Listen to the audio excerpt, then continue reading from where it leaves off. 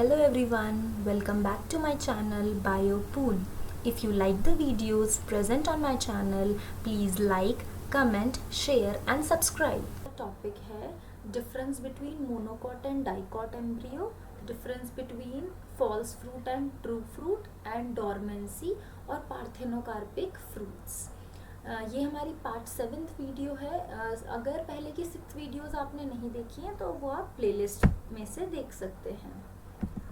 तो ये जो फर्स्ट पिक्चर है ये एक डाइकॉट और मोनोकॉट एम्ब्रियो को शो कर रही है और इसमें ये सारे जो टर्म्स आप देख रहे हो, plumule, hypocotyl, radicle, scutellum, epiblast, radicle, root cap, तो ये सब कुछ स्ट्रक्चर्स आपने क्लास 11th में भी पढ़े होंगे. Chapter 5 morphology in flowering plants, जिसमें आपने सीड का स्ट्रक्चर पढ़ा था, तो वहाँ पे भी आप इन नाम से कुछ फेमिलियर होंगे.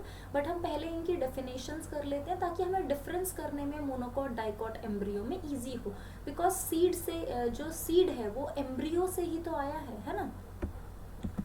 तो अब हमारे पास जो नेक्स्ट हमारी डेफिनेशंस है, तो सबसे पहला है स्क्यूटेलम. तो स्क्यूटेलम क्या है? स्क्यूटेलम एक सरफेस है जो पैसेज प्रोवाइड करता है न्यूट्रिएंट्स के लिए एंडोस्पर्म से डेवलपिंग एम्ब्रियो को. तो जो आपका एम्ब्रियो डेवलप हो रहा है, हमें पता है, उसे न्यूट्रिशन प्रोवाइड करता है आपका एंडोस्पर्म. तो ये स्क्यूटेलम एक तरह का पैसेज है जो एक रूट प्रोवाइड कर रहा है in case of monocots embryo. Next is coleoptile. तो कोलियोप्टाइल एक सिलेंड्रिकल ऑर्गन है जो एनशीथ कर रहा है, जो कवर कर रहा है आपके प्लूम्यूल पोर्शन को. और हमें ये पता है कि जो प्लूम्यूल है वो इन फ्यूचर शूट में डेवलप होगा. ठीक है, तो कोलियोप्टाइल एक तरह की प्रोटेक्टिव कवरिंग है जो प्रोटेक्ट करती है जब सीड जर्मिनेट होके जब वो सॉइल से बाहर आएगा तो वो उसे प्रोटेक्ट करेगी. ठीक है, तो जो फर्स्ट आपका लीफ ब्रेक थ्रू होगा वो कोलियोप्टाइल टिप से होगा. नेक्स्ट आपका प्लूम्यूल है. 11th में भी आपने पढ़ा है कि प्लूम्यूल आपके सीड एम्ब्रियो का ऑब्वियसली एक पार्ट है जो डेवलप होता है शूट सिस्टम में. तो और शूट सिस्टम वो पार्ट है जिसमें से आपके ट्रू लीव्स, ब्रांचेस, ये सब डेवलप होंगी.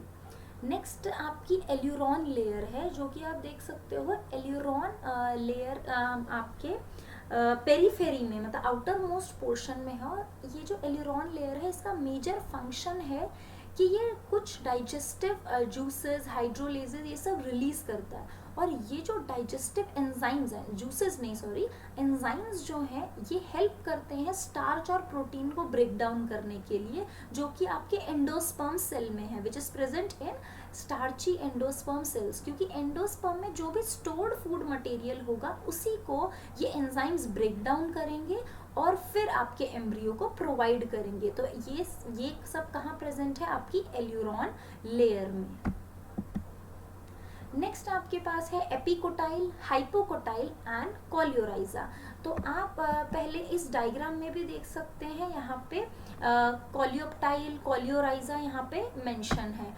अब आपका जो एपिकोटाइल है, एपिकोटाइल क्या स्ट्रक्चर होता है? आपके कॉटिलिडन के जो बिल्कुल ऊपर जो स्टॉक लाइक स्ट्रक्चर है जहाँ से आपकी लीव्स अराइज होंगी, वो आपका एपिकोटाइल स्ट्रक्चर है. तो हमने यही लिखा है कि the region of the embryo or seedling stem just above the cotyledon. तो कॉटिलिडन के बिल्कुल जो अपर पार्ट है दैट इज एपिकोटाइल.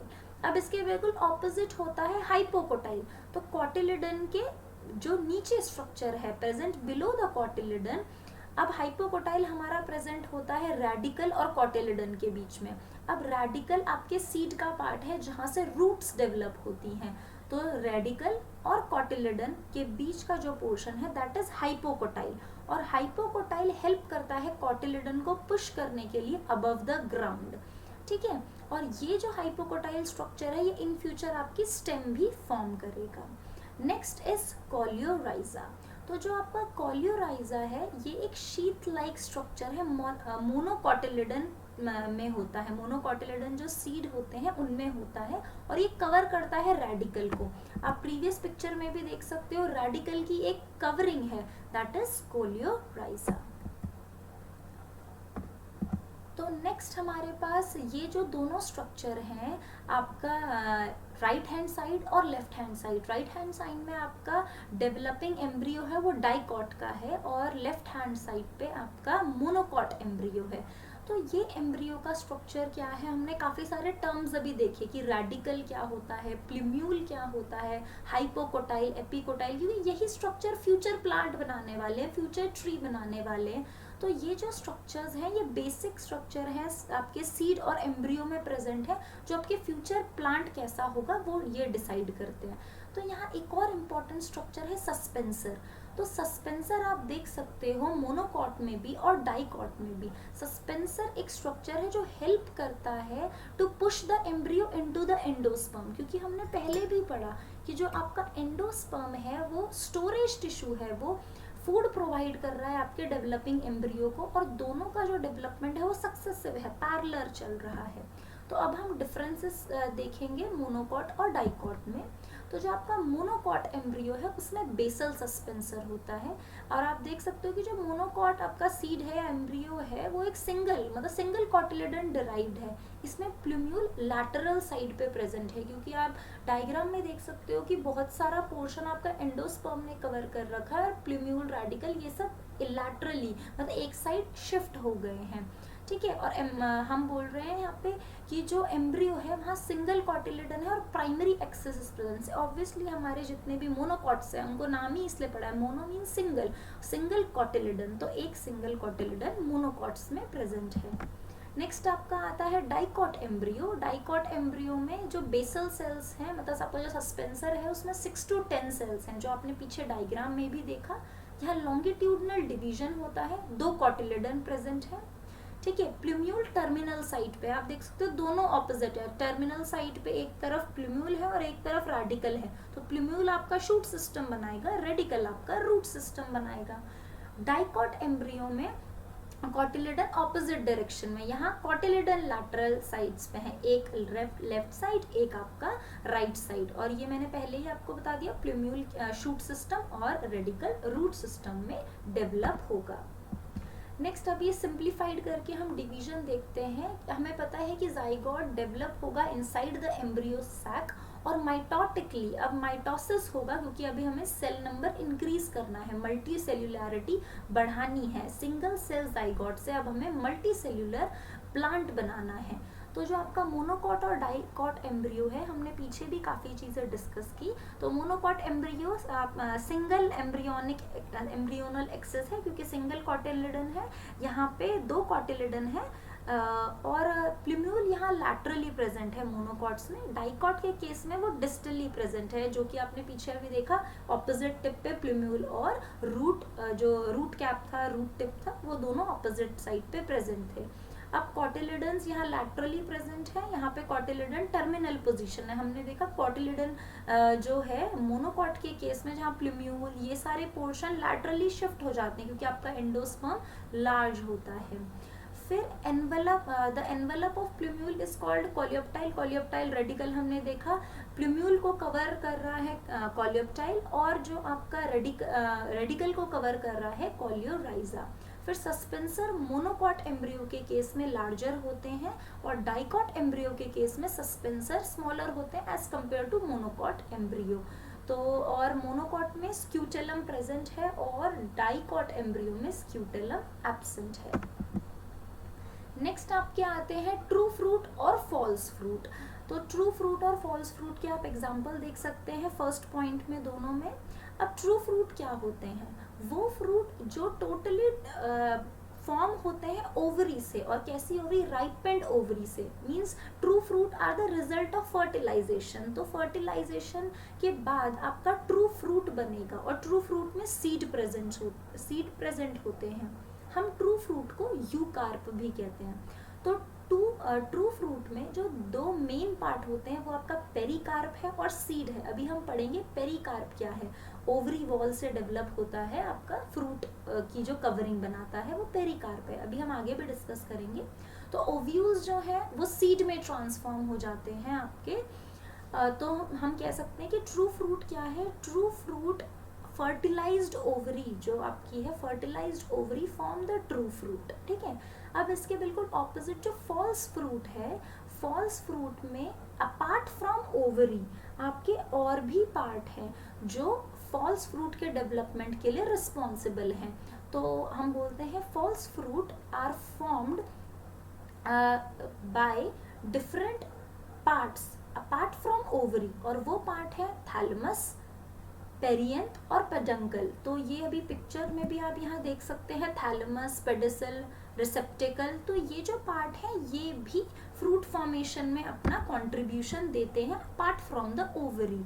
तो जो फॉल्स फ्रूट है उन्हें हम स्यूडोकार्प फ्रूट, पार्थेनोकार्पिक फ्रूट या एसेसरी फ्रूट भी कहते हैं, क्योंकि false fruit arise from other floral parts, मतलब अदर फ्लोरल पार्ट्स मतलब apart from ovary other floral parts भी यहाँ कंट्रीब्यूट कर रहे हैं। अब फॉल्स फ्रूट विदाउट फर्टिलाइजेशन बनता है, इसीलिए हम इसे पार्थेनोकार्पिक फ्रूट भी कहते हैं, और ये सीडलेस होते हैं फ्रूट्स। तो नेक्स्ट ये हमने डायग्राम में तो देख ही लिया, थैलेमस, पेडिसल, ये सारे पार्ट, और जो कॉमन पार्ट्स हैं वो प्रीवियस वीडियोस में हमने काफ़ी बार डिस्कस किए हैं।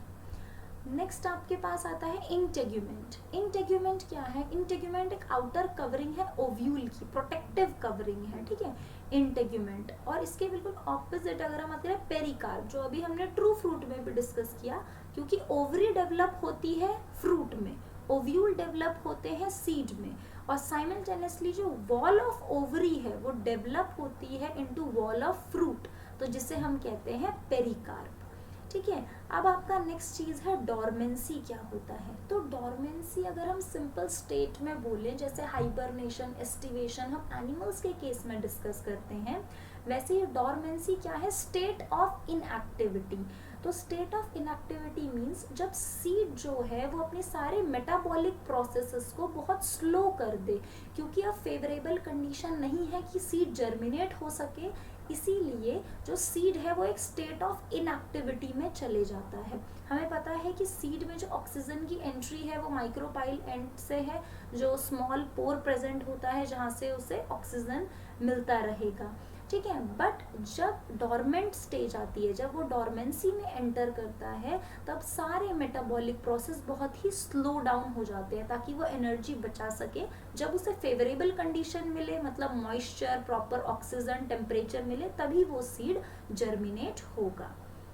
नेक्स्ट आपका पार्थेनोकार्पिक फ्रूट है। तो पार्थेनोकार्पिक फ्रूट क्या है? Special fruit which are developed without fertilisation, जो अभी हमने पीछे भी देखा फॉल्स फ्रूट के केस में। तो इसका एक एग्जांपल है बनाना, ठीक है। तो जो हार्मोन है जिससे हम प्लांट प्रोड्यूस कर सकते हैं, सॉरी फ्रूट प्रोड्यूस कर सकते हैं, सीडलेस फ्रूट्स, तो वो हार्मोन है 2,4-D, 2,4-डाइक्लोरोबेंजाइल phenoxy acetic acid. Parthenocarpy simply वो प्रोसेस है जो नेचुरल या फिर आर्टिफिशियल, जिसमें हम फ्रूट डेवलप कर रहे हैं with the help of hormones. यही एक रीज़न है कि आपका पार्थेनोकार्पिक फ्रूट सीडलेस होता है, बिकॉज यहाँ पे विदाउट फर्टिलाइजेशन आपका फ्रूट प्रोड्यूस हो रहा है। इस वीडियो के नोट्स आपको मिलेंगे बायोपूल के टेलीग्राम चैनल पे, और इसका लिंक आपके लिए नीचे डिस्क्रिप्शन बॉक्स में है। Thank you for watching the video.